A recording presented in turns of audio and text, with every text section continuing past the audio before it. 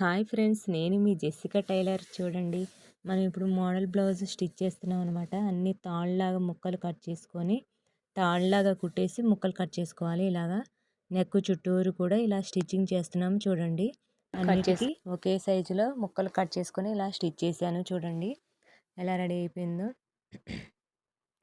చూడండి, ఇలా స్టిచ్ చేశాను అనమాట. దీనికి పైపింగ్ క్లాత్ కూడా ఇలా వేసేసుకున్నాం అనమాట. వేసుకొని పూసలు కుట్టుకోవాలి మనము.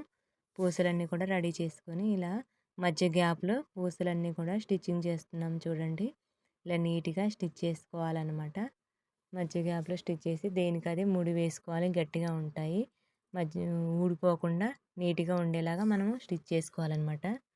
చూడండి, ఇది ఏం క్లాత్ అంటే గ్యాలక్సీ క్లాత్ అనమాట. ఇది గ్యాలక్సీ క్లాత్ అనమాట. తీసుకొచ్చాము. క్లాత్లు కూడా మన దగ్గరే ఉంటాయి అన్నమాట. మెటీరియల్ అన్నీ కూడా దొరుకుతాయి మన దగ్గర. చూడండి, ఇలా స్టిచ్ చేస్తున్నాం. బ్లౌజ్ అంతా కూడా బ్యాక్ వైపున మోడల్ పెట్టామన్నమాట. ఇలాగా కస్టమర్స్ ఈ మోడల్ కావాలని అడిగారు. చూడండి, మొత్తం రెడీ అయిపోయింది. బౌ కూడా పెట్టాము. చూడండి ఫ్రెండ్స్. Okay friends, bye.